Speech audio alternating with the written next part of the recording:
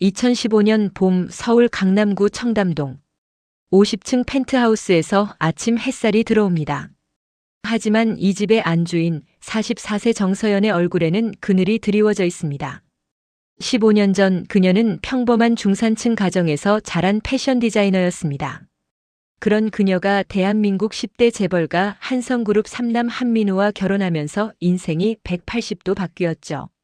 시어머니 김혜숙 회장은 냉정했습니다. 첫 만남부터 서연을 훑어보며 말했습니다. 우리 집안에 어울리려면 내 모든 걸 바꿔야 해. 말투, 옷차림, 친구들. 심지어 내 꿈까지. 서연은 참았습니다.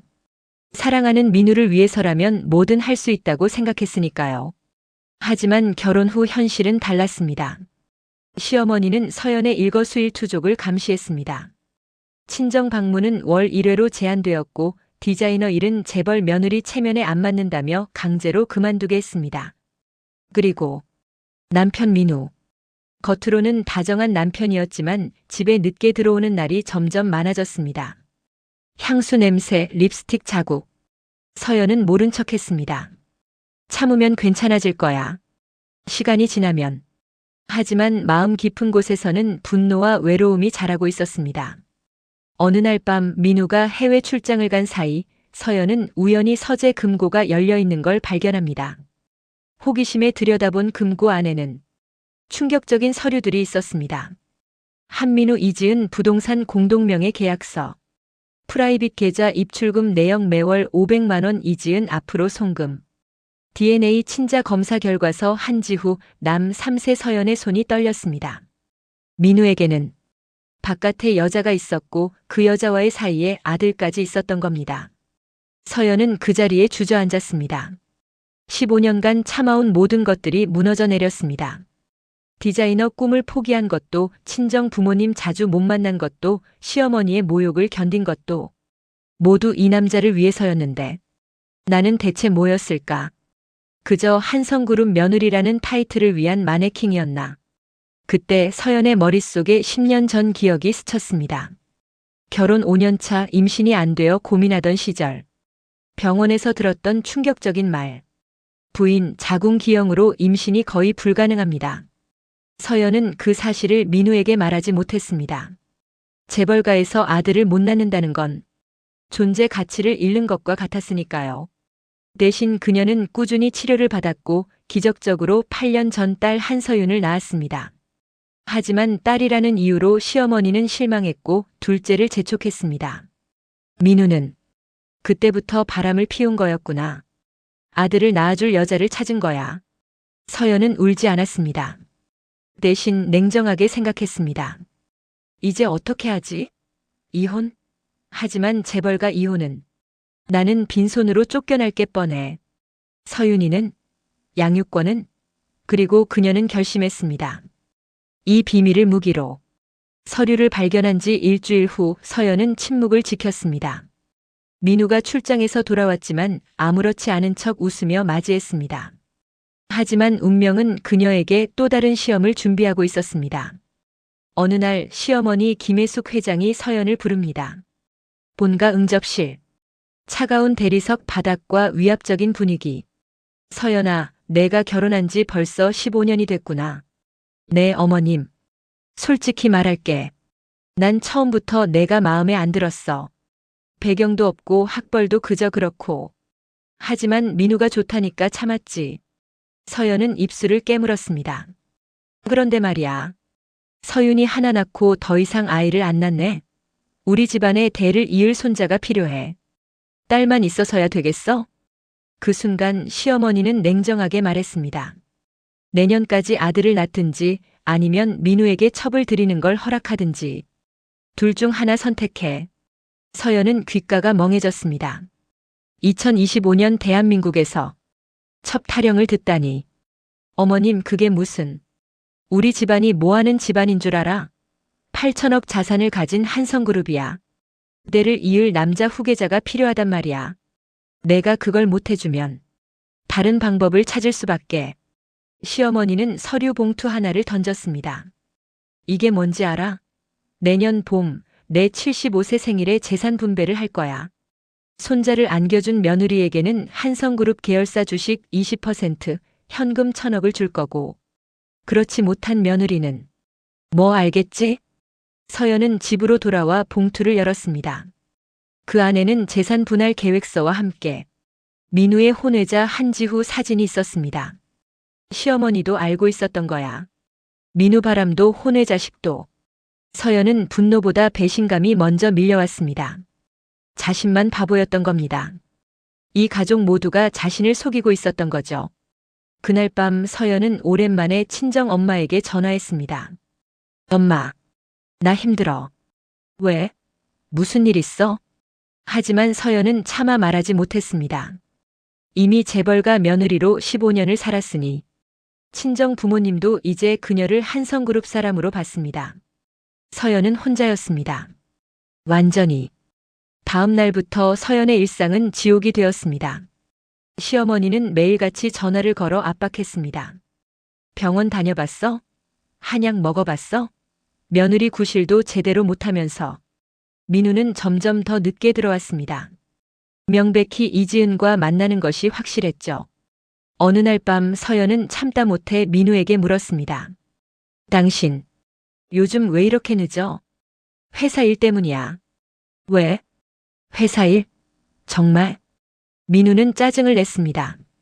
서연아, 너 요즘 왜 그래? 의심병 걸렸어?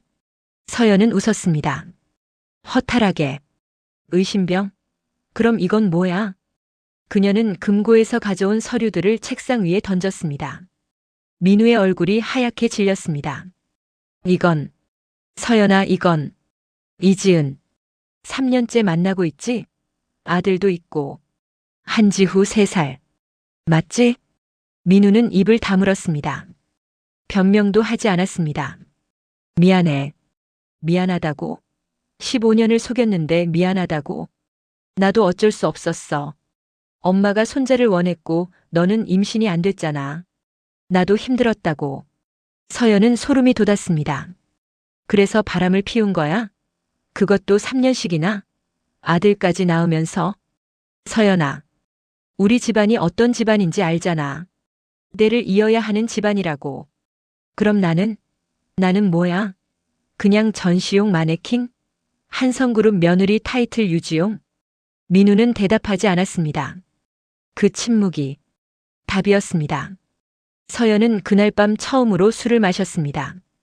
혼자서 펜트하우스 베란다에서 야경을 보며 나는 대체 뭘 위해 살아왔을까? 그녀는 울지 않았습니다. 대신 차갑게 생각했습니다. 이혼? 아니야. 그들이 원하는 대로 해줄 순 없어.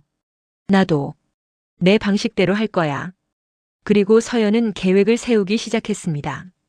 복수가 아닌 생존을 위한 계획을. 서연은 3개월 동안 철저하게 준비했습니다. 첫째, 변호사를 만났습니다. 이혼 전문 변호사가 아닌 재벌 전문 변호사를요. 제가 이혼하면 어떻게 되나요? 한성그룹 며느리 신분이라면 솔직히 불리합니다. 재벌가는 법무팀이 강력하고 이혼 시 재산 분할도 최소화하려 할 겁니다. 제 딸 양육권은요? 그것도 싸워야 합니다. 재벌가는 손주를 놓지 않으려 할 테니까요. 서연은 고개를 끄덕였습니다. 그럼 이혼하지 않고 제 권리를 지키는 방법은요? 변호사는 미소 지었습니다. 했습니다.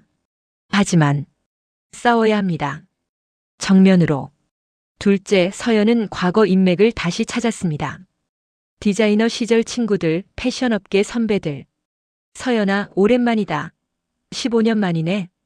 언니, 부탁 하나만 들어줄래요? 셋째, 서연은 증거를 모았습니다. 민우와 이지은의 만남 기록, 금전 거래 내역, 혼외자 출생신고서 사본. 그리고 결정적 한 방을 준비했습니다. 12월 24일 크리스마스 이브. 한성그룹 본사에서 연례 가족 만찬이 열렸습니다. 시어머니 김혜숙 회장, 장남 가족, 차남 가족, 그리고 민우와 서연. 만찬이 진행되던 중 서연이 일어섰습니다. 어머님 그리고 가족 여러분. 제가 오늘 중요한 발표를 하나 하겠습니다. 모두가 서연을 쳐다봤습니다. 평소 조용하던 막내 며느리가 갑자기 발언을 하다니. 저는 오늘부로 한성그룹 패밀리 일원으로서가 아닌 독립적인 사업가로서 새로운 시작을 하겠습니다. 민우가 황급히 말을 끊었습니다. 서연아, 지금 무슨... 들어보세요, 여러분. 저는 15년 전 디자이너였습니다. 재능도 있었고 꿈도 있었죠. 하지만 이 집안에 시집 오면서 모든 걸 포기했습니다. 시어머니가 차갑게 끼어들었습니다. 서연아, 지금 자리가 어디인지 알고. 알아요, 어머님. 하지만 이제 저도 제 인생을 살고 싶습니다. 그래서 서연은 서류 봉투를 테이블 위에 올렸습니다. 제가 3개월 동안 준비한 패션 브랜드 사업 계획서입니다. 투자자도 확보했고 론칭도 6개월 내 가능합니다. 장내가 술렁였습니다. 그리고 한 가지 더. 민우 씨. 서연은 남편을 똑바로 쳐다봤습니다. 당신이 이지은 씨와의 관계를 정리하지 않으면 저는 이 모든 증거를 언론에 공개하겠습니다. 한성그룹 스캔들이 터지는 걸 어머님이 원하시진 않겠죠? 시어머니의 얼굴이 일그러졌습니다. 내가 지금 협박이 아닙니다. 생존입니다. 서연은 당당했습니다. 15년 만에 처음으로 저는 이혼하지 않을 겁니다. 대신 제 권리를 찾겠습니다.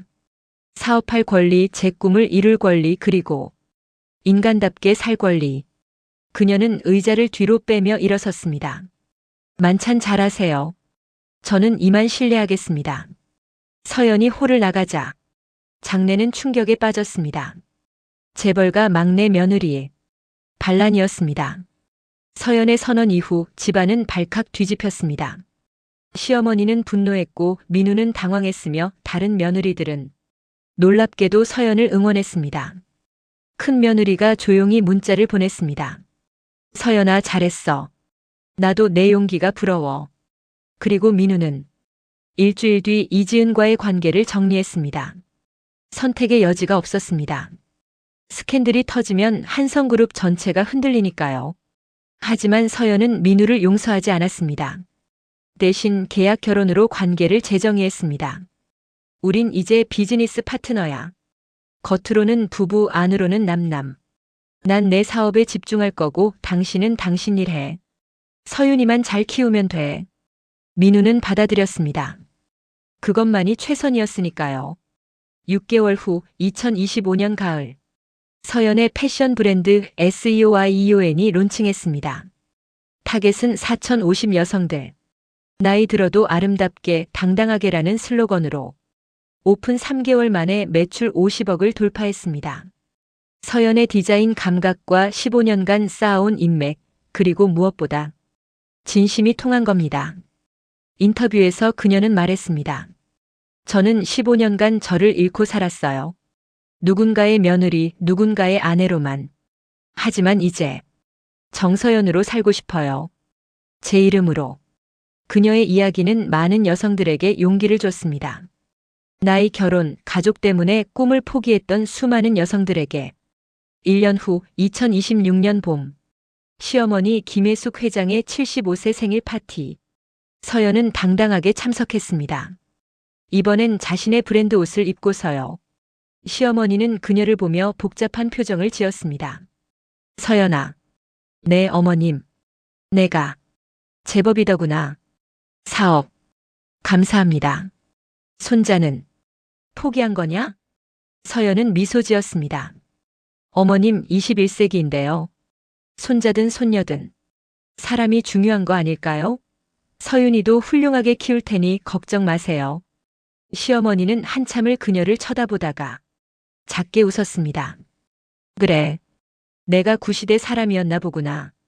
그리고 놀랍게도 시어머니는 재산 분배에서 서연에게 한성유통 지분 10%를 줬습니다. 아들 못 낳았지만 내 자립심은 인정한다. 잘해봐라. 서연은 처음으로 시어머니에게 진심으로 감사했습니다. 지금 2026년 여름. 서연은 강남 사무실에서 새로운 컬렉션을 준비 중입니다. 딸 서윤이도 엄마의 일을 자랑스러워합니다. 중요한 건 서연이 이제 자기 인생의 주인공이라는 것. 밤 홀로 사무실에 남은 서연은 창밖을 바라봅니다. 나는 44살에 다시 시작했어. 늦지 않았어. 그녀의 눈에는 더 이상 외로움이 아닌 희망이 빛났습니다. 이것이 정서연의 이야기입니다. 굴욕 속에서도 무너지지 않고 배신 속에서도 자신을 잃지 않고 나이 들어서도 다시 일어선 민우와의 관계는 여전히 냉랭하지만 서로 존중합니다. 언젠가 이혼할 수도 있고 아닐 수도 있습니다. 한 여성의 재기 스토리.